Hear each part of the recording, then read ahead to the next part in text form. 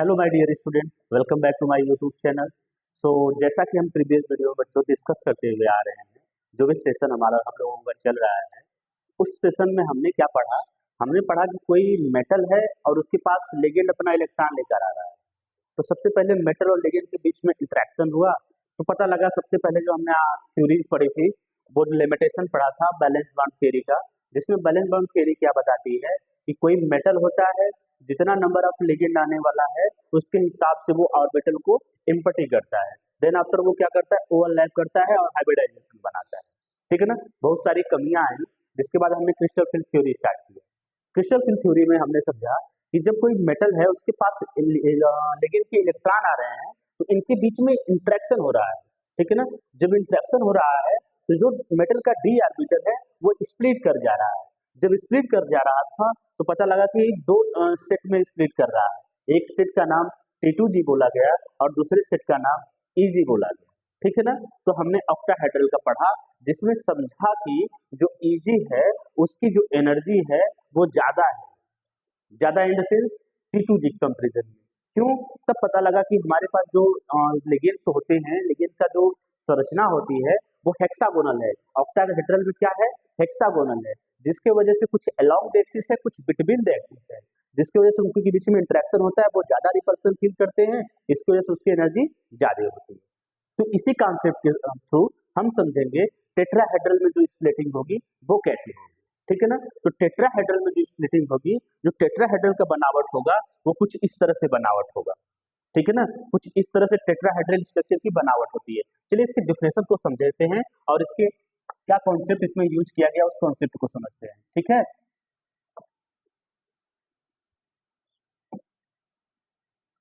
चलिए देखिए, crystal field splitting of D orbital. Crystal field splitting of D orbital इसमें देखना है बच्चा, टेट्राहेड्रल कॉम्प्लेक्स में देखना है। ठीक है ना। टेट्राहेड्रल कॉम्प्लेक्स में जब हम देखेंगे तो जो टेट्राहेड्रल कॉम्प्लेक्स होता है, बेसिकली उसका जो हाइब्रिडाइजेशन बोलते हैं, हम क्या बोलते हैं बच्चा? sp3 बोलते हैं। क्या बोलते हैं? sp3। चलिए इसके डिफिनेशन को थोड़ा समझते हैं।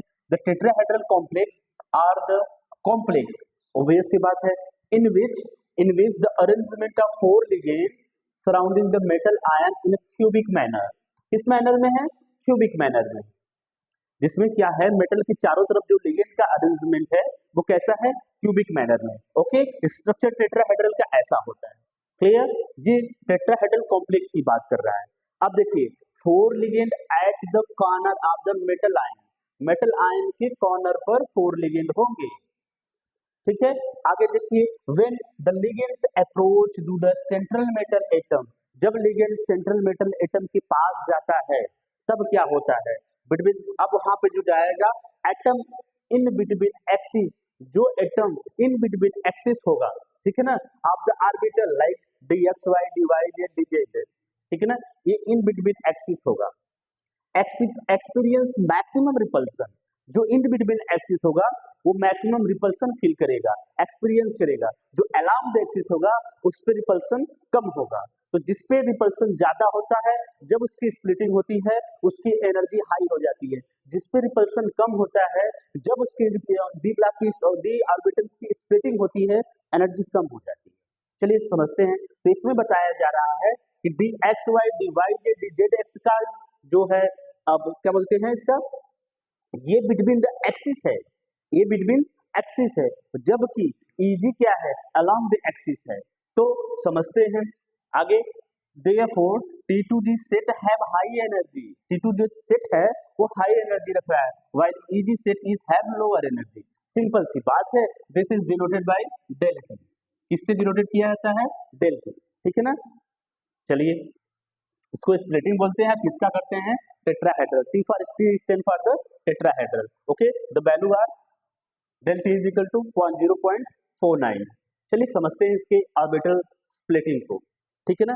इस ऑर्बिटल स्प्लिटिंग में दिखाया जाता है पहले कि इधर क्या है? एनर्जी है। ये क्या है? एनर्जी का ग्राफ है। एनर्जी नीचे से ऊपर बढ़ रही है। चलिए, ये है हमारे पास डी ऑर्बिटल। कौन सा ऑर्बिटल है? D orbital. इसके पहले वाले वीडियो में हमने समझा कि डी ऑर्बिटल में 5 ऑर्बिट वो सब सेल्स होते हैं, लाइक डी 1 2 3 4, जिसे D X Y Y Z Z X D X square minus Y square D Z square आप कहते हैं, ठीक है ना।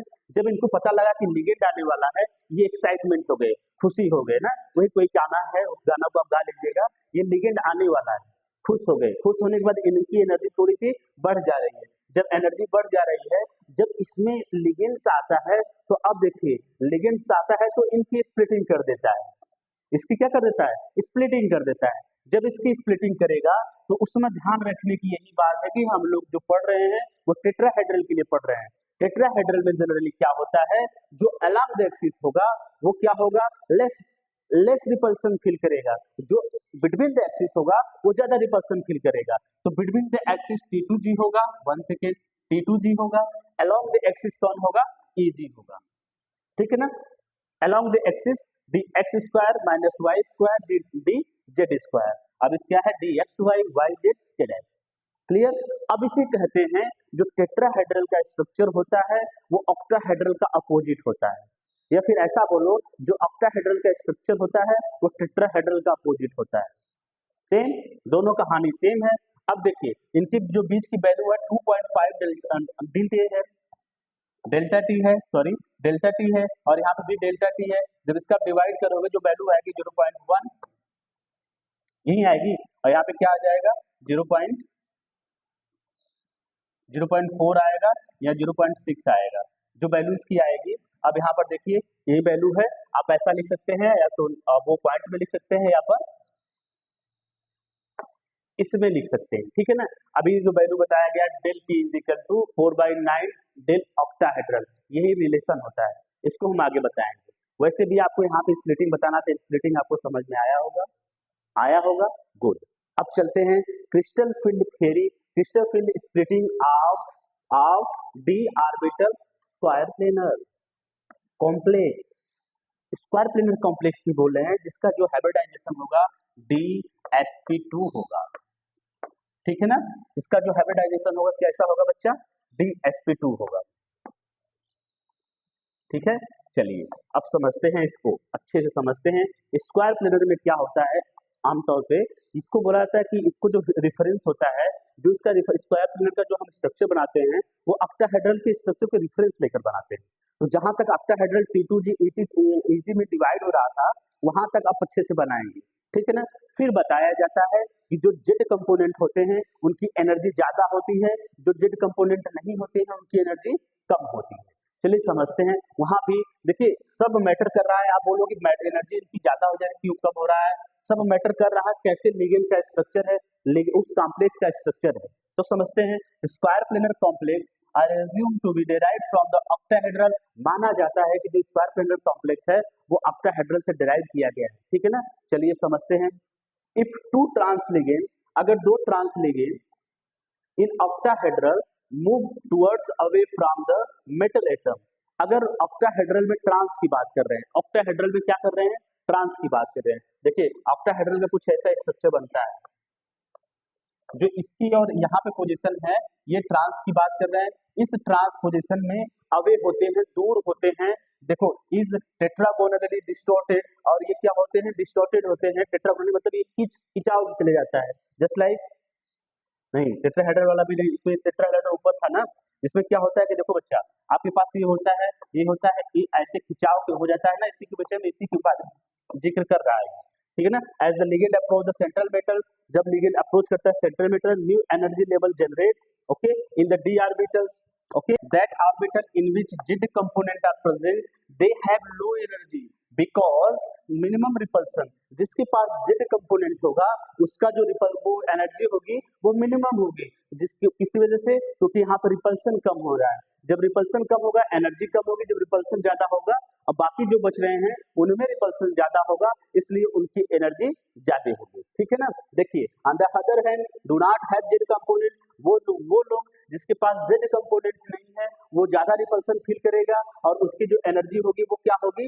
हाई होगी, ठीक है ना, एनर्जी हाई होगी। चलिए तब देखिए जो सेट्स है स्क्वायर प्लेनर में वो डिवाइड हो जाता है 3 सेट में। किस सेट में डिवाइड हो जाता है, 3 सेट में। चलिए समझते हैं इसको, इसके डायग्राम को समझते हैं। देखिए ये है एनर्जी, ओके, एनर्जी है ना। अब देखिए Eg ऑर्बिटल और T2 G ऑर्बिटल, ये किससे लिया गया बच्चा?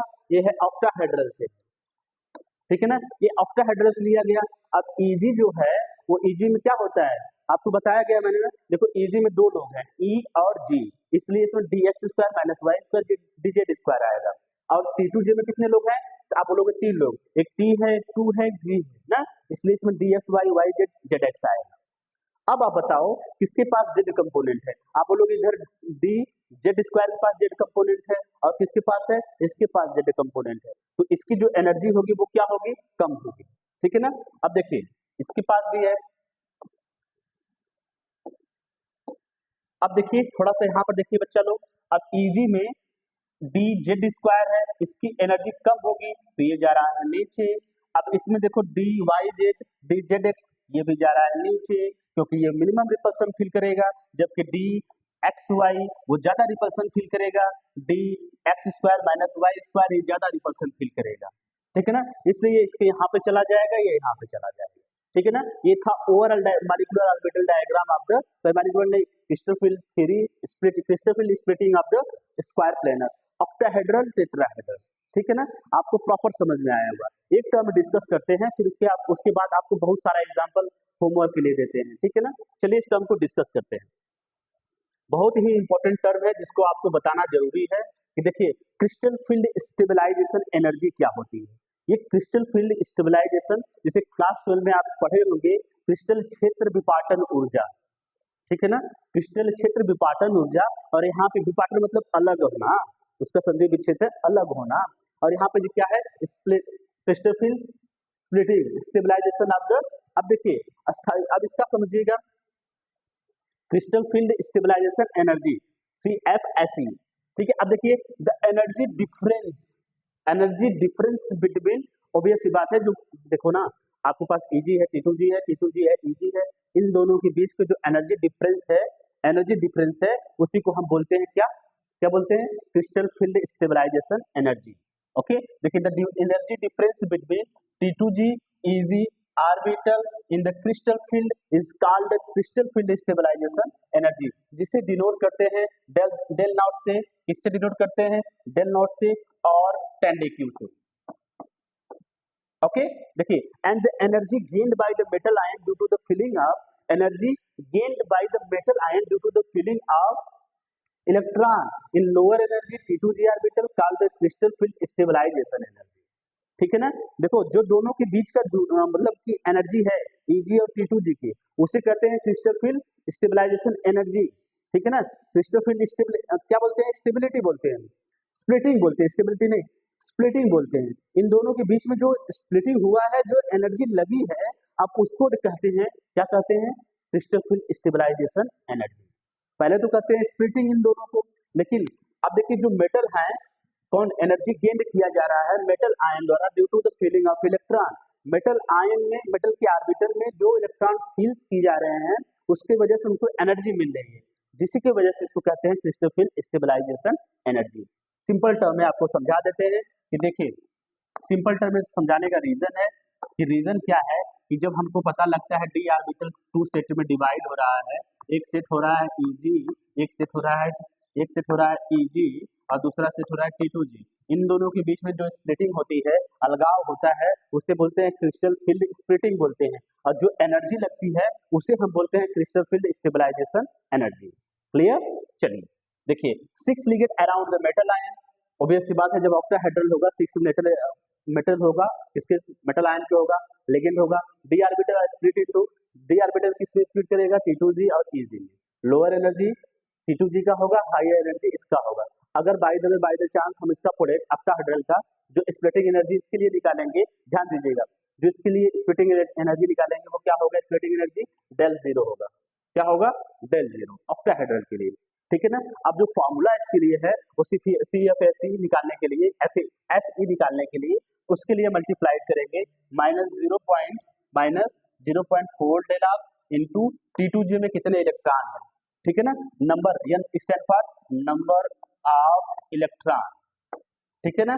तो ये CFSE निकालने के लिए हम देखेंगे, देखो ऑक्टाहेड्रल की बात किया जा रहा है, जब ऑक्टाहेड्रल की बात किया जाए T2 नीचे रहेगा, अगर लेटर सपोज यहाँ पे T2G में कितने इलेक्ट्रॉन है, एक इलेक्ट्रॉन है। कितने इलेक्ट्रॉन है बच्चा, एक, दो इलेक्ट्रॉन समझ लो, यहाँ पे दो इलेक्ट्रॉन है और इजी में एक भी इलेक्ट्रॉन नहीं है। कोई D2 सिस्टम का मैटर हम लोग समझ रहे हैं, ठीक है ना, कोई D2 सिस्टम का मैटर समझ रहे हैं। अब हम जब देखेंगे इसमें T2G में कितने इलेक्ट्रॉन, आप बोलोगे 2 इलेक्ट्रॉन, जो इसकी वैल्यू निकालना होगा बच्चा, उसको थोड़ा रफ करते हैं। आप क्या इसका CFS निकालोगे क्या, 0.4, सॉरी हाई मार्कर क्यों अच्छे से नहीं चल रहा है, 0.4 मल्टीप्लाइड बाई कितना इलेक्ट्रॉन है बच्चा, आप बोलोगे 2 इलेक्ट्रॉन है सर। फिर उसके बाद इधर क्या है, इसमें इजी में कुछ है, आप बोलोगे इजी में कुछ भी नहीं है, तो इजी वाला ऐसे ही छोड़ दे रहे हैं। तो जो वैल्यू आएगी वो क्या आएगा, 0.4 होगा, मल्टीप्लाइड करेंगे 0.8 आएगा, ठीक है ना, माइनस में आएगा, माइनस 0.8। तो इसके लिए D2 के लिए CFSE जो वैल्यू होगा, क्रिस्टल फील्ड स्टेबलाइजेशन होगा, वो कितना आएगा, -0.8, ठीक है। तो ऐसे आपको निकालना है। अभी हम आपको एग्जाम्पल समझाएंगे एक दो, फिर आपको उसे अच्छे से करके आना है, ठीक है ना। चलिए टेट्राहेड्रल कॉम्प्लेक्स के लिए क्रिस्टल फील्ड स्टेबलाइजेशन एनर्जी कैसे निकाली जाती है। देखिए टेट्राहेड्रल कॉम्प्लेक्स में जो लिगेंड्स होते हैं इसके मेटल की चारों तरफ, वो कितने किधर होते हैं, 4 लिगेंड होते हैं। एक ऐसे होगा, ऐसे ऐसे कार्बन होगा, वो मेटल्स होंगे, मेटल के बाद ये ऐसे रहता है, कुछ ऐसा स्ट्रक्चर टेट्राहेड्रल का बनता है, ठीक है ना, क्लियर बनता है ना। अब समझते हैं जो इसमें क्या होता है, जो स्प्लिटिंग होती है, स्प्लिटिंग कुछ इस तरह से होता है, ठीक है। क्या स्प्लिटिंग होती है, ये वाला, सॉरी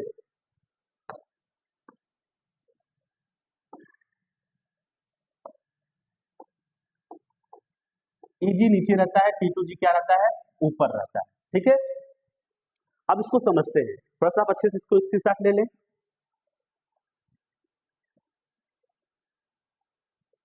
हो गया, स्क्रीनशॉट हो गया।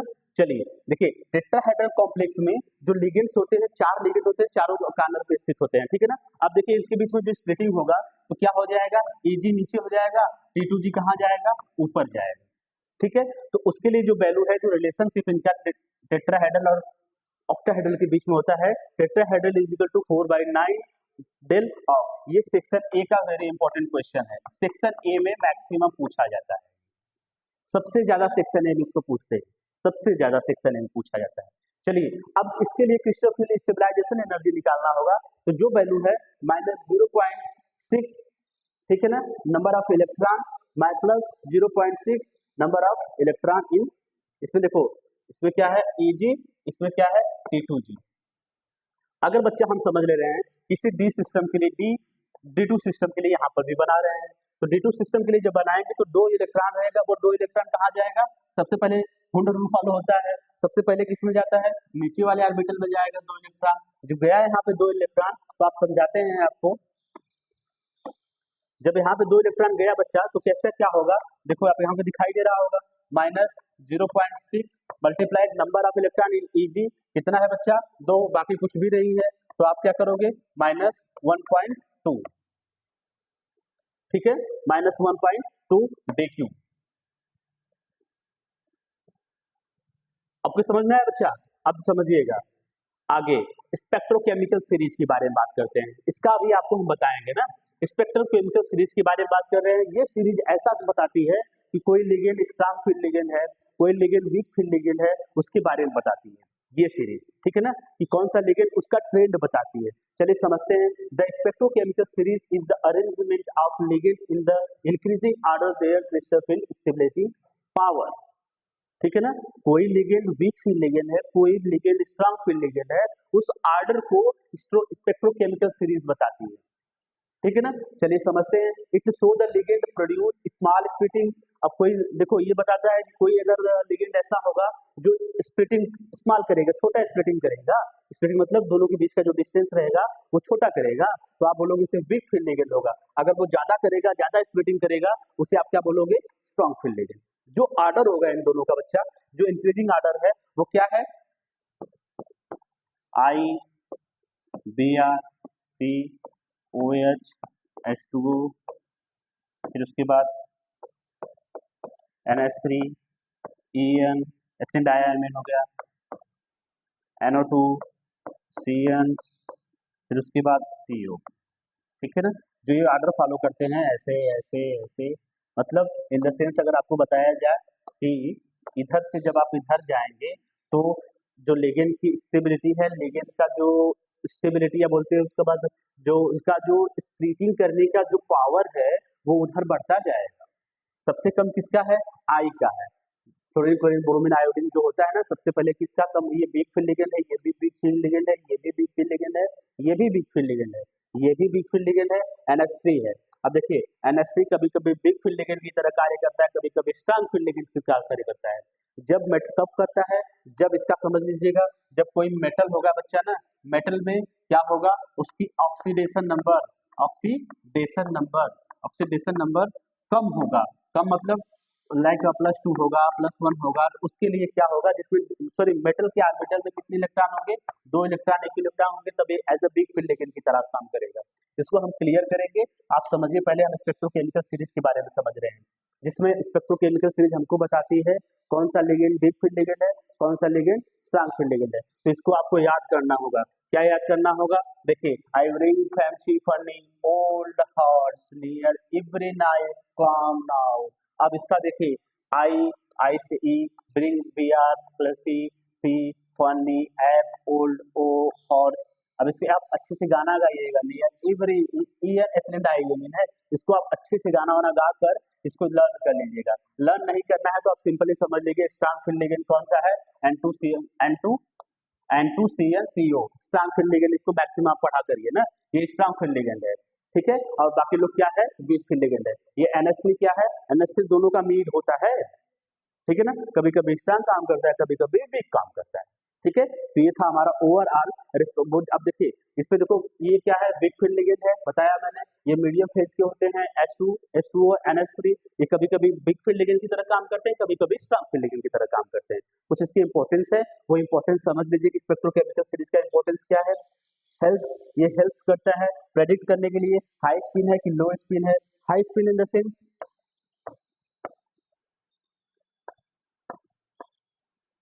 अगर स्ट्रांग फील्ड रहेगा बच्चा ना, तो सब में क्या होगा? हाई स्पिन, सॉरी, अगर स्ट्रांग फील्ड रहेगा तो सब में पेयरिंग रहेगी, पेयरिंग होने की पॉसिबिलिटी ज्यादा होगी। अगर वीक फील्ड रहेगा तो वो अनपेयर रहेगा। जब वीक फील्ड रहेगा तो वो हाई स्पिन का होगा, जब पेयरिंग रहेगा तो वो लो स्पिन का रहेगा। समझिएगा, आपको थोड़ी सी कॉन्सेप्ट का वो करना है। अब देखो कलर बताएगा। कलर क्या बताता है कि जब कोई इलेक्ट्रॉन यहाँ से यहाँ मूव करता है, आफ्टर जब वो लॉस करता है एनर्जी का, तो वापस इसमें आता है। During this process they emit the energy in the form of colour. Okay, देखिए it helps to determine the CFSE।